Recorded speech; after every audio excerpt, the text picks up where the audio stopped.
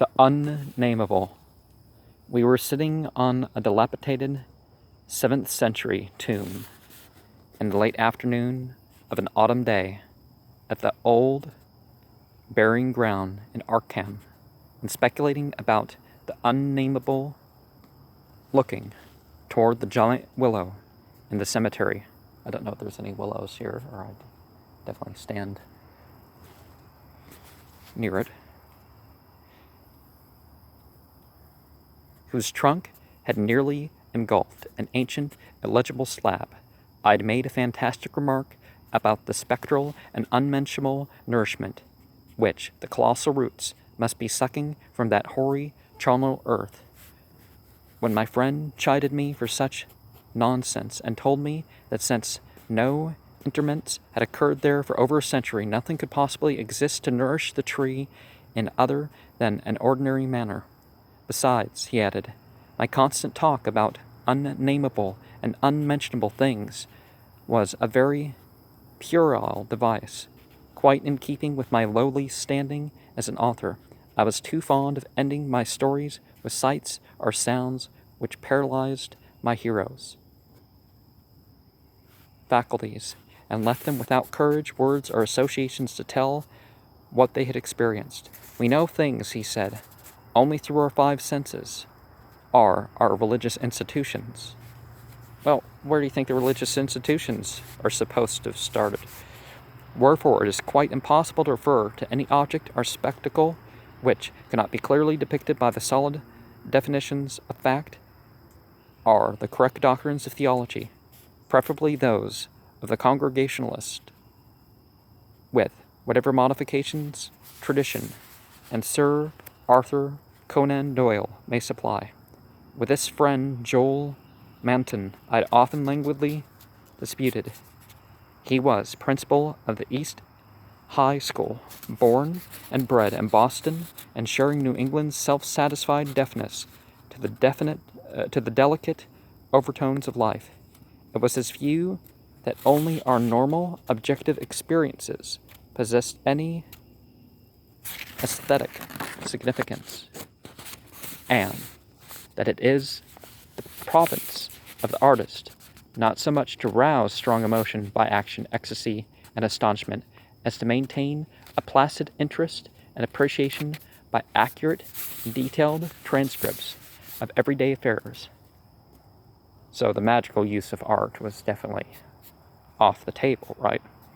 Especially did he object to my preoccupation with the mystical and unexplained, for although believing in the supernatural much more fully than I, he would not admit that it is sufficiently commonplace for literary treatment, that a mind can find its greatest pleasure in escapes from the daily treadmill, in the original and dramatic recombination of images, usually thrown by habit and fatigue into the hack-eyed patterns of actual existence, was something virtually incredible to his clear, practical, and logical intellect. With him, all things and feelings had fixed dimensions, properties, causes, and effects, and although he vaguely knew that the mind sometimes holds visions and sensations of far less geometrical, classifiable, and workable nature, he believed himself justified in drawing an arbitrary line and ruling out of court that all cannot be experienced and understood by the average citizen.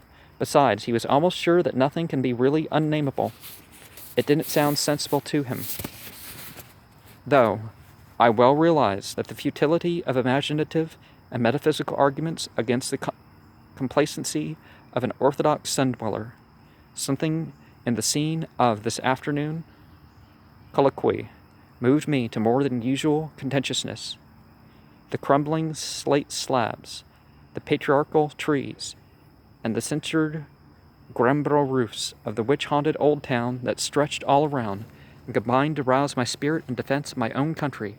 It was not indeed difficult to begin a counterattack, for I knew that Joel Manton actually half clung to many old wives' superstitions, which sophisticated people had long outgrown, beliefs in the appearance of dying persons at distant places, and in the impressions left by old faces on the windows through which they had gazed all their lives.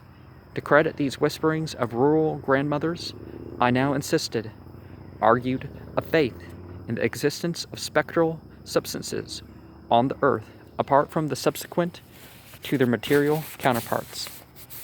It argued a capability of believing in phenomena beyond all normal notations. For if a dead man can transmit his visible or tangible image half across the world or down the stretch of the centuries, how can it be absurd to suppose that the deserted houses are full of queer, sentient things? Well, frequencies can be different. Or that old graveyards teem with the terrible, unbodied intelligence of generations, and sense spirit, in order to cause all the manifestations attributed to it, cannot be limited by any of the laws of matter? Why is it so extravagant to imagine psychically living dead things in shapes, or absences of shapes, which must be for human spectators utterly and unappallingly unnamable? Common sense, in reflecting on these subjects, I assured my friend with some warmth, is merely a stupid absence of imagination and mental flexibility. Twilight had now approached, but neither of us felt any wish to cease speaking. Manton seemed unimpressed by my arguments, and eager to refute them, having that confidence in his own opinions which had doubtless caused his success as a teacher, whilst I was too sure of my ground to fear defeat. The dusk fell, and the lights faintly gleamed in some of the distant windows, but we did not move. Our seat on the tomb was very comfortable, and I knew that my prosaic friend would not mind the cavernous rift in the ancient, root-disturbed brickwork close behind us, or the utter blackness of the spot brought by the intervention of a tottering, deserted 17th century house between us and the nearest lighted road. There in the dark, upon that riven tomb, by the deserted house, we talked on about the unnamable, and after my friend had finished his scoffing, I told him of the awful evidence behind the story, at which he had scoffed the most. My tale had been called The Attic Window, and appeared in the January 1922 issue of Whispers. In a good many places, especially in the South and Pacific coast, they took the magazines off the stands, and at the complaints of silly milksops. But New England didn't get the thrill and merely shrugged its shoulders at my extravagance. The thing, it was averred, was biologically impossible to start with, merely another of those crazy country mutterings which Cotton Mather had been gullible enough to dump into his chaotic Magnalia Christi Americana, and so poorly authenticated that even he had not ventured to name the locality where the horror occurred. And as to that way, I amplified the bare jotting of the old mystic that was quite impossible and characteristic of a flighty and notional scribbler. Mather had indeed told of the thing as being born, but nobody but a cheap sensationalist would think of having it grow up, look into people's windows at night, and be hidden in the attic of a house, in flesh and in spirit, till someone saw it at the window centuries later, and couldn't describe what it was that turned his hair gray. All this